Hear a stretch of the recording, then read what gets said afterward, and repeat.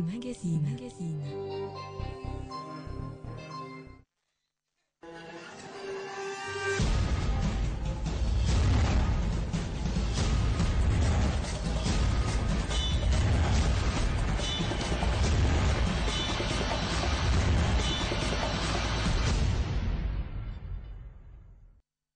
Merci de nous rester fidèles et bienvenue dans votre magazine. Ça fait débat. Alors, beaucoup de sujets font l'actualité en RDC, en Afrique et dans le monde. On va prendre ces sujets. D'ailleurs, le premier, trouble à Kinshasa. C'est depuis mardi.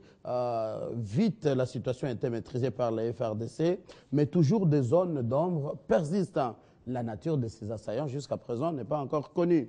Et puis la révision constitutionnelle en RDC, l'idée d'un référendum fait vraiment son bon chemin. Et puis nous allons parler des FDLR. Vont-ils rester apatrides en RDC, en Afrique? À quand la bonne solution, à part ces désarmements volontaires constatés en République démocratique du Congo, mais le nom de leur réinstallation, même provisoire, s'est fait attendre partout sur le territoire national. Alors, on en parle dans Ça fait débat avec vos invités que vous aimez beaucoup, Madame Ernestine Nyoka, communicateur de la MP. Bienvenue. Merci Mathieu pour l'invitation. Avec beaucoup de félicitations, de messages que nous avons reçus, de gens qui disent cette femme, elle est la seule à Ça fait débat qui défend l'honneur des femmes. Je les remercie pour tous ces encouragements qui me vont droit au cœur. À côté de vous, Albert Diheka, il est cadre du CCU, parti cher à Lambert Mendo Malanga. Donc vous êtes de la majorité présidentielle. Bienvenue. Merci. Et face à vous, Fumu Toto, géniteur de la troisième voie. Bienvenue Fumu Toto. Merci. Désormais, la troisième voie, côté opposition. La troisième voie reste pour toujours un courant de pensée. Mais la troisième voie peut affronter des partis politiques, peuvent s'aligner à l'opposition comme dans la majorité. Ah voilà. Alors, encore une fois à Kinshasa, le mardi dernier, on a vécu une situation de quelques minutes, pas normale, vite maîtrisée par les FRDC. Qu'est-ce qui s'est passé exactement? On ne sait pas la nature de ces assaillants. D'où sont-ils venus? Quel mobile? Ils recherchent quoi? Ils veulent quoi? Déstabiliser les pays ou faire tomber les régimes? Je peux le dire. Je commence avec quelqu'un de la majorité. Albert Diheka, qu'est-ce qui s'est passé? Peut-être notre mémoire est courte quand nous faisions des analyses ici pour explorer. Qu'est-ce qui justifierait l'embataille à Mokoloto, l'embataille à Koko? Nous disions qu'il pourrait s'agir peut-être d'infiltration. Les gens ne nous ont pas cru. Je ne dis pas que c'est ça la vérité. Mais alors, il y a toujours des petits esprits qui jouent à l'esprit. Nous faire jouer la carte de capitaine Sanogo. Même si aujourd'hui on peut déplorer la situation de Mali, ce pays qui a inspiré l'Afrique. Mon frère journaliste. Quand vous parlez de la carte de capitaine Sorogo, donc il voulait atteindre, vouloir renverser le pouvoir. Mais il y a toujours des gens, même quand nous sommes au bout du tunnel, ils veulent toujours nous faire retourner, les gens qui lisent. Même si nous avons communément renoncé au réflexe d'acquisition, tout comme de conservation du pouvoir à part la force, il y a toujours des gens, même quand ils sont devenus au niveau même de la casserole des institutions, veulent toujours découvrir dans la culture de la Kalachnikov. Ce sont ces gens-là qui veulent, alors que nous devions mettre toutes nos batteries pour les élections à venir, en commençant par la base, en construisant les fondements de la démocratie jusqu'au sommet. Et c'est à ce moment-là que peut-être d'autres se réveillent pour dire, écoutez la manière dont les choses sont en train de se passer. Mais aussi quand même, vous n'allez pas vous croire être effrayé pour une vingtaine de personnes armées à machettes et quelques... Pourquoi nous effrayer alors que nous avons tous décidé que désormais, à moins que l'on ne soit pas républicain. Alors, et voyez notre crainte de trouver qu'au moment où nous nous engageons pour la démocratie, il y a toujours les gens qui veulent nous faire jouer la carte de capitaine Sanogo au Mali. Alors, Fumu Toto, vous êtes de l'autre côté, un courant des pensées avec cette analyse indépendante. Pour la majorité, le seul moyen d'arriver au pouvoir, il faut les élections en bonne et due forme. La majorité s'insurge contre l'utilisation des armes pour accéder à quoi que ce soit. Vous, du côté de l'opposition, surtout à la troisième voie, comment vous avez analysé encore cette énième tentative de vouloir déstabiliser la capitale? Monsieur le journaliste, il y a des évidences. Dans la vie normale d'un homme, comme dans celle d'un peuple, bien protégé ou pas, il y a toujours des incidents il y a toujours des insécurités.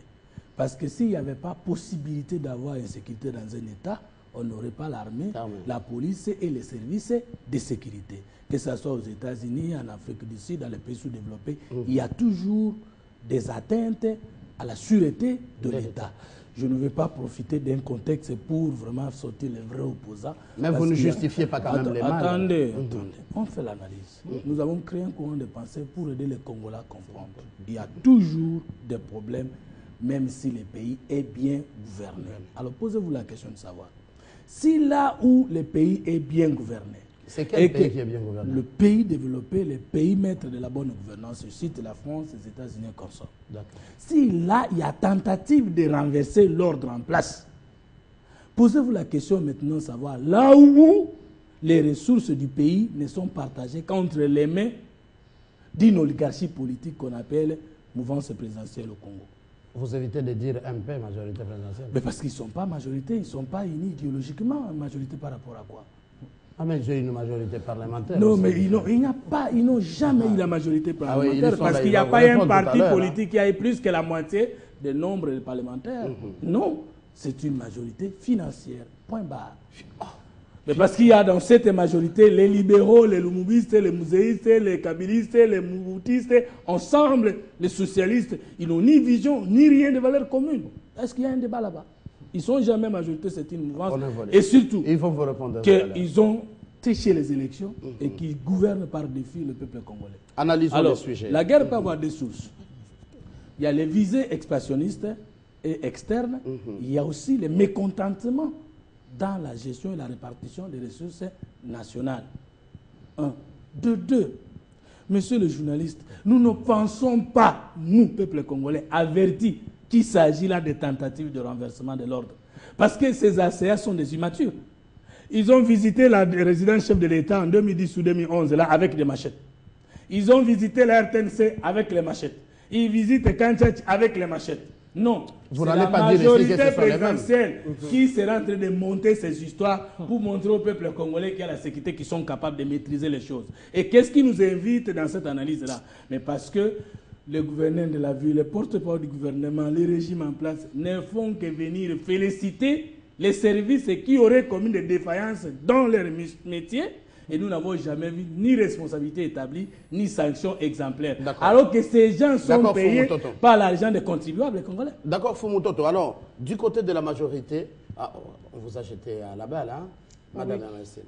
La balle nous a été jetée, mais je crois qu'elle nous a été jetée de la façon la plus simpliste possible.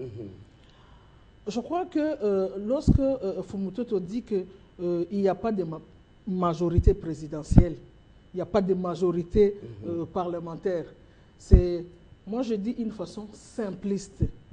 Parce qu'en fait, lorsqu'il dit que nous avons différents courants qui nous réunissent, mais écoutez, au niveau de l'opposition, il y a des muséistes qui sont là, il y a des moboutistes qui sont là, il y a des libéraux qui sont là, il y a des socialistes qui sont là. C'est la même, je dirais, amalgame. Et donc, au Congo, les idéologies, parfois, ce n'est pas là le lieu de rencontre. Le lieu de rencontre, c'est peut-être un peu plus dans le programme d'action qu'on a en vue pour gérer la res publica.